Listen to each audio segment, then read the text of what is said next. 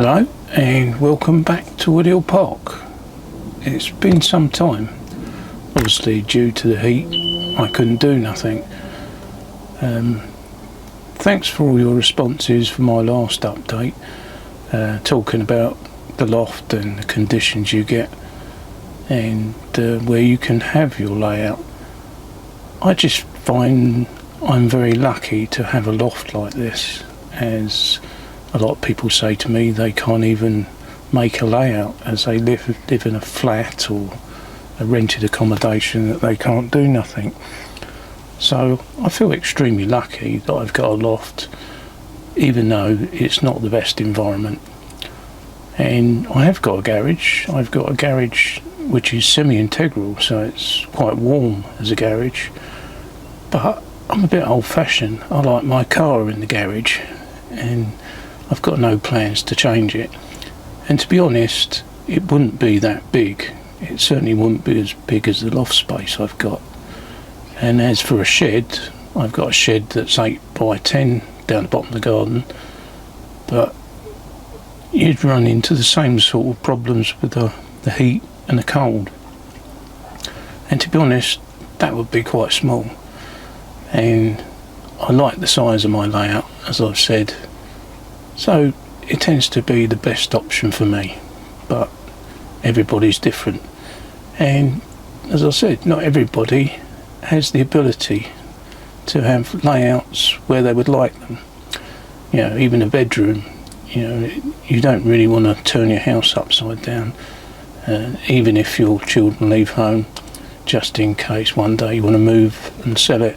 Your bedroom is going to not look very sort of well decorated, you might say, to a prospective buyer with a model railway running around it. It looks lovely to us, but not necessary to others. So I don't really want to mess up any of my bedrooms. And I haven't got the luxury of a train room and no room to build it. So, as I said, you have to make do with what you got sometimes. And I'm quite happy with this loft. It's out of the way of everybody and doesn't bother anybody.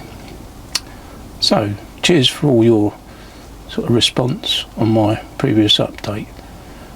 And what's this update about? Well, I've been thinking about my Canal bridge and updating it. I feel like it needs a bit more detail. It just doesn't look good enough to me. So I'm going to have go to work on my Canal bridge. It's not a big project, but I don't want to get into a big project at the moment because of the heat, just in case it returns. It's still pretty hot at the moment, so I'm taking it steady and not doing too much. But I thought you might like to come along for the ride and see what I'm doing to improve the bridge.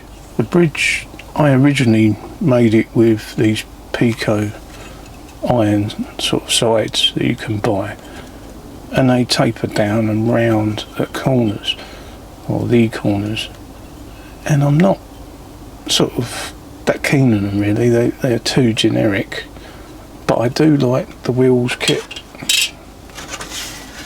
bridge sides, what they call them, very girders, and I plan to I don't know if it shows you in the picture, you probably can't see it, but I'm planning to have pillars either side, and currently my bridge doesn't have that, and I feel that lacks a bit of detail.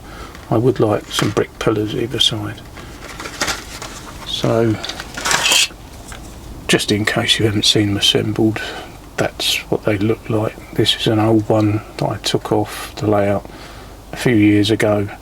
I don't know if I'll reuse it or I'll just build new ones, but they look much more realistic, and with a brick pillar at either end, they certainly will look the job. Well, I'll take you over to the layout and I'll show you what I mean. Right, over on the layout you can see the canal, and I did this canal from a fair few years ago actually, and I like it. I do like the way I built it, and I'm quite happy with it, except for this ironwork. I think it's, as I said, too generic, and I would like to improve it. So I want to remove this, and the metal strengthening part of the bridge in the middle, I think I want to lower that. It's too high, so I think I'm going to half it, and just sort of so you can barely see it. It shouldn't be pronounced as much as that. It's almost as tall as the outside bridge sides. So I'm going to probably keep this one, even though it's rounded at the ends, but sink it down more, in which case that means cutting it down, because I can't sink it into the board. And remove this one over here. And so if you can imagine, once I've made one of these very girders up, like this one is, being an old one, I'm going to put it in here and probably put brick pillars at either end. That end you'll see, this end you may not even see, but you will see a brick pillar here if I build one, and here, and here, and here. I just want it to look a bit more typical like some of the bridges I've seen that go over canals. This, you know, I've never seen a setup like I've got, so I want to base it on a canal that I've actually seen. So a bit more detail, not a whole lot of work, but as I explained, I don't want a whole lot of work at the moment due to this time of year, so it's only a small project. But what I have been doing in the age-old fashion of Woodhill Park, I've been showing the bridge being improved. So it's bridge improvements, and the little orange army's gone to work, and they're working on sort of taking the bridge apart. And to show this, I thought I'd put some scaffolding and stuff together. Only basic stuff sort of thrown together, but just to make a scene and show the bridge actually being worked on. As you may know, I like to depict stuff being worked on just to get ideas really, and it just shows the development of the scene and try and depict it in real life, even though it's really only playing trains. But it does, as I said, stimulate some of your sort of thinking processes. Now with my old crane from the 70s, I'd weathered it, which I'd already done anyway, and then I decided to start detailing it, making it look more correct. So I painted the buffers, and you know, they're now red and black, and I changed the couplings over to tension locks still, and they haven't got NIM pockets, but they are small tension locks, and I put bearings in each of these axles, and they're just brass bearings pushed into the hole that I drilled out, and I've now got metal wheels in place. I forget what size they are, I think they're 12.1, but they're the large coach wheels that Hornby do, and that sort of corresponds to the old plastic size ones that was in there. And I did the same with these small support vehicles here. They've got metal wheels, and they'll come out at a nice same sort of height. Zoom out really, as I'm in too close now. And as I zoom out, you can see I started detailing stuff. I mean, a lot of it is moulded detail that's just not picked out. So some of it I started picking out. These, I don't know what you would call them, the rollers that wind up the chain, were in black I painted them in a very similar orangey yellow, and I proceeded to add a sort of false window. There wasn't any windows on this version, not even painted on, so what I went for was a window that's been covered up with a metal screen, which was quite common in sort of the 70s and 80s to stop vandals from smashing windows. So there's a metal grille over it, and I thought that didn't look too bad. I also want this version to be diesel, so there's an exhaust there I added, and there's no steam sort of chimney on top. And I noticed the version they've got at the Great Central has got roof cowlings on it to protect it from the weather. A couple of sections, not exactly like this, but similar to this, so it's just depicting what, you know, the more up-to-date version looks like. There's a hell of a lot more I could pick out on this, but I have picked out all the wheels and jacks and stuff that's down the side, and tie on loops and stuff, and also, you know, the ladders and stuff that they omitted to do in the 70s. It was just moulded but not actually picked out with paint, and I think that does improve it a bit. And I did think about adding more parts, just looking at the actual prototype and adding sort of bits of plastic that look very similar, but I haven't done that as such yet. I'm still just leaving the printed or the moulded detail in place, even though I did think about this part up here is definitely more three-dimensional than it is depicted at the moment, and maybe I could find something and glue it on the side and then paint it. I'm not sure what it is. It's possibly like a canister for air, you know, pressurised system to do with the hydraulics. I don't know.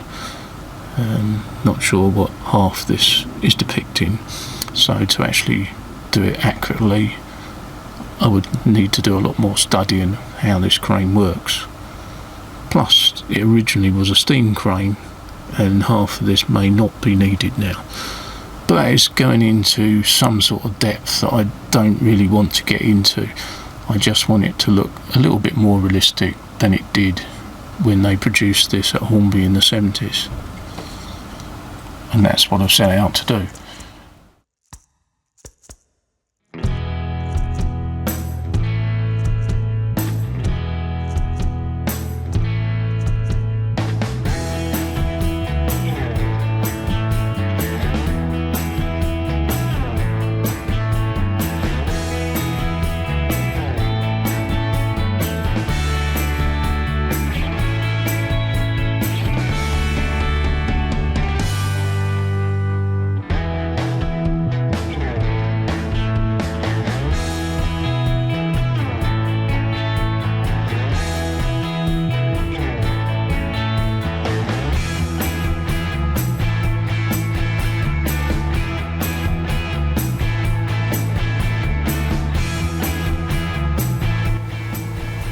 So I think what I'll do this time, I'll start to put the scene together, just to show the work being done. And I can remove this at the moment because currently the bridge has not been touched.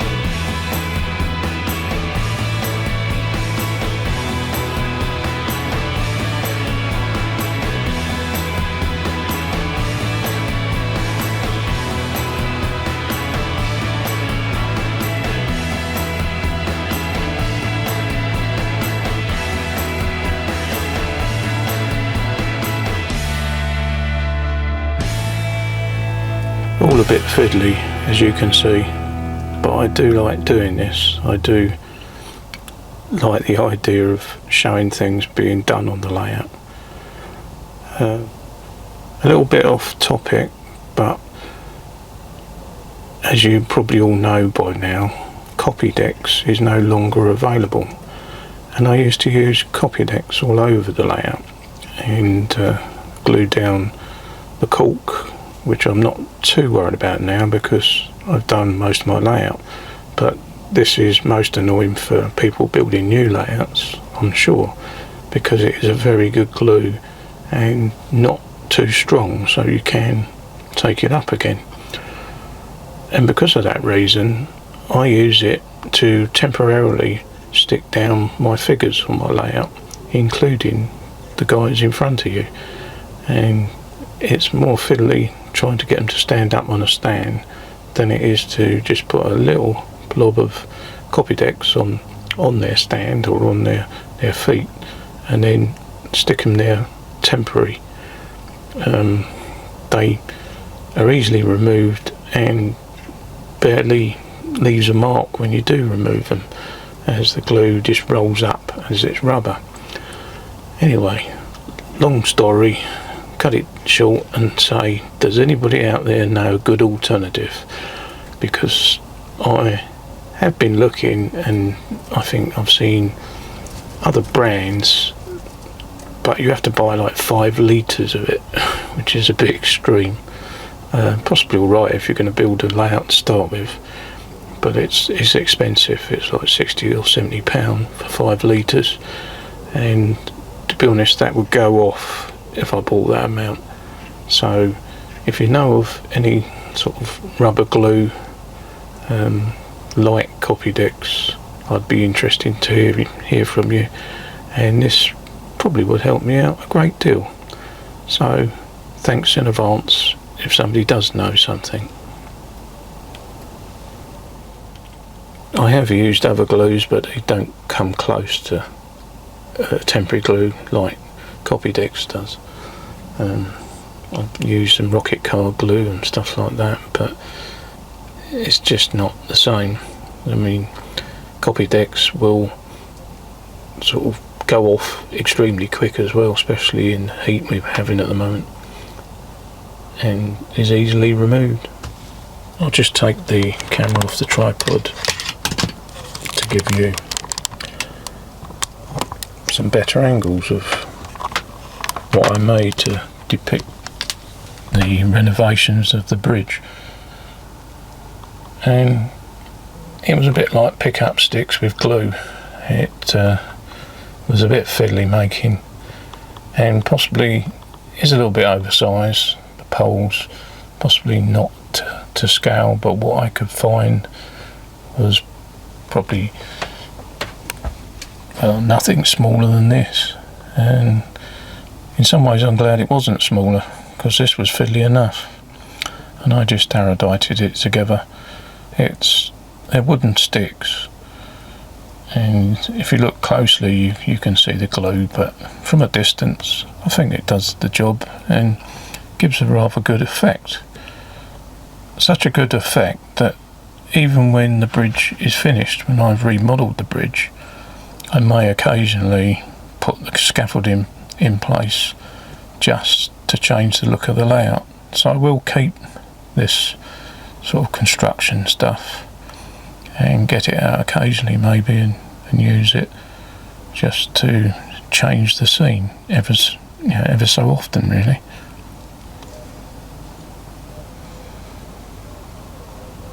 I've now got to go to work for real on remodelling the bridge, and if I bring in the wheels kit very girder that's pre-assembled, my old one, and push it into place just temporarily,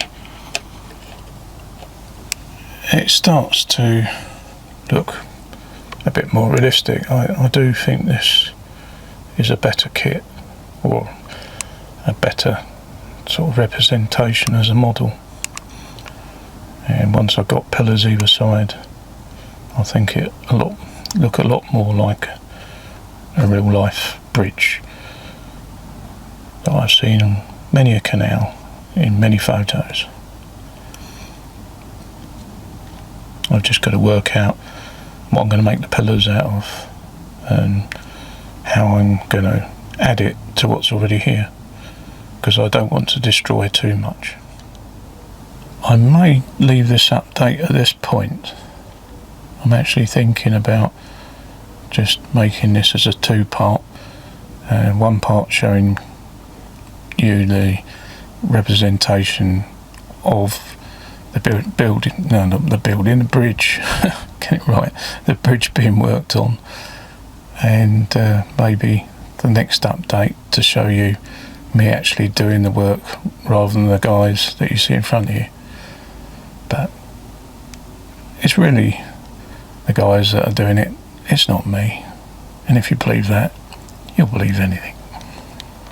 Oh yeah, they aren't all from the 1980s, I agree, but because they're working with me, they are modern era, as well as some that have come from the 1980s, like these two chaps on the walkway here.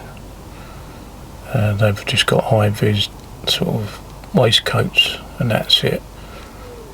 But I do use all the Orange Army I've got when I do a construction like this, because it is based in the 1980s, my layout, but